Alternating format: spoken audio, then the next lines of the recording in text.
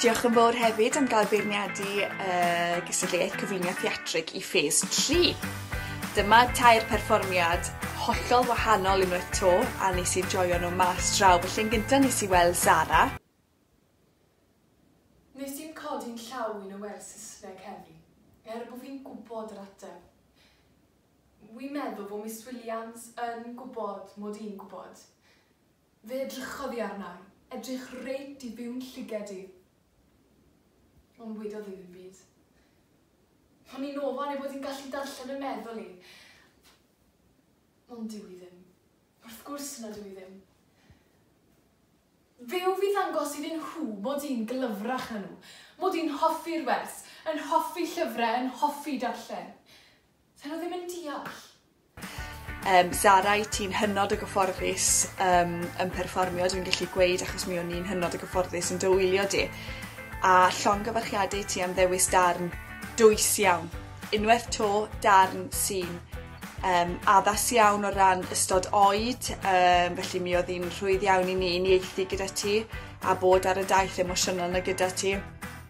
A hefyd, o ti'n defnyddio dy lais mewn ffordd arbennig iawn, achos mi oedd cynildeb dy emosiwn wynebol di, mynegiant wyneb yn gynnil iawn, a mi oedd ti'n mynd â ni ar daith y perfformiad trwy defnyddio dy lais di sy'n ddawn unigryw iawn I gael. O'n i'n gallu clywed y rhwystredigaeth,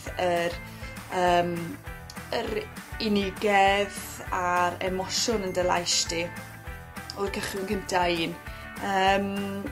Felly da iawn ti, llongfarchiadau, perfformiad clyfar iawn mewn ffordd a un heriol iawn I rywun dy oed I berfformio darn mor ddwys, ond mi nes I lwyddo yn arbennig. Perfformiad nesaf nes I weld oedd Megan.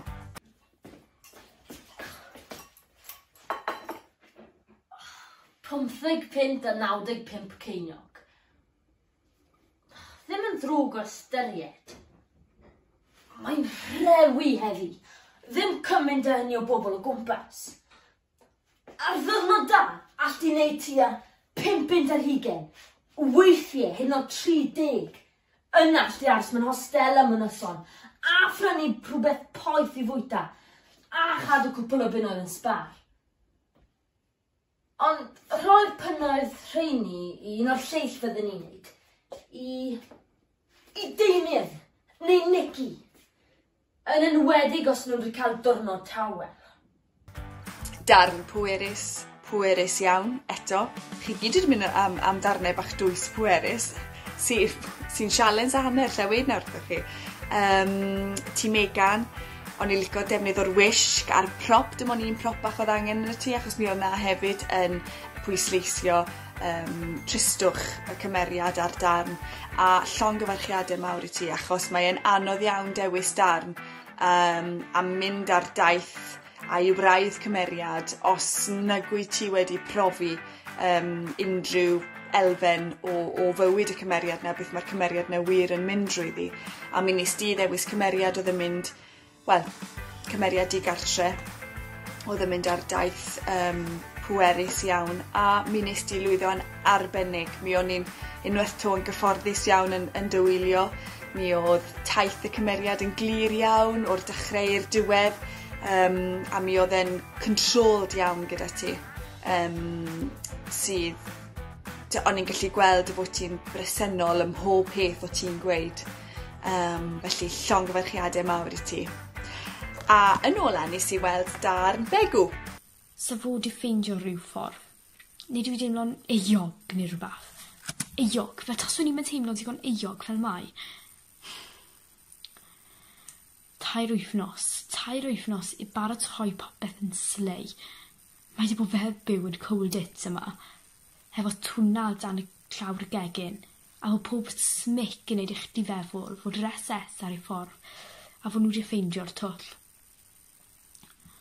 O fyw mawr, o fyw.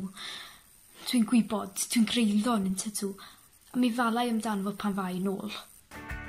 Darn heriol arall I chi ferched ifanc, ond da iawn ti nes ti fynd amdani, a nes i joio hefyd bod ti wedi mynd amdani ar yr acen gogleddol, sy'n anodd iawn i wneud, ond mi nes ti lwyddo i fynd amdani.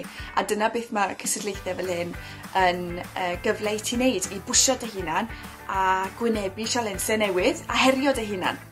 A dyma beth nes ti, a mi o'n i'n gallu gweld, a mi nes ti lwyddo i'r carn. O'n i hefyd yn licio dy mynegiant wyneb di, achos mi o ti yn unwaith to yn gynnil iawn, yn gallu dangos emosiwn mewn modd minimalistig iawn. A mi o'n i'n gallu gweld pryder y cymeriad yn dy wyneb di drwyddi draw. A'r panic yma oedd gyda hi o'r passport ag ati yn mynd trwy'r drefen yma, dro ar ôl tro, i check os oedd i'n neud y peth iawn neu byd o mi nes ti lwyddo yn arbennig, a hefyd y props. O'n i'n joio bod ti wedi defnyddio'r passport. Wych, achos mae prop bach yn gallu helpu rhywun yn dweud i roi ffocws yno fe a helpu i wneud i darn i fod yn naturiol bod rhywbeth gyda ti ddefnyddio tra bod ti'n perfformio.